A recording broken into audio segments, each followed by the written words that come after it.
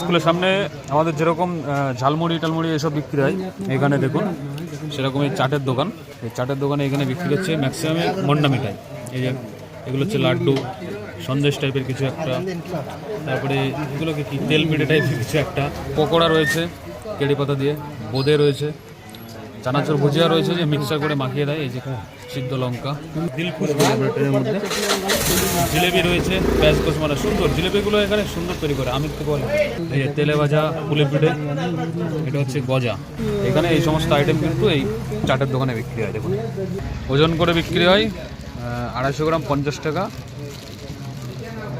3 हाँ ओ अच्छा अभी टटका है 3 3 6 7 ये पाव के जी कितना 50 200 টাকা কিলো, 5 টাকা পিস হলে 35 টাকা। তো আমাদের দিকে এরকম সাইজে 5 টাকা পিস কিন্তু হামেশাই পাওয়া যায়।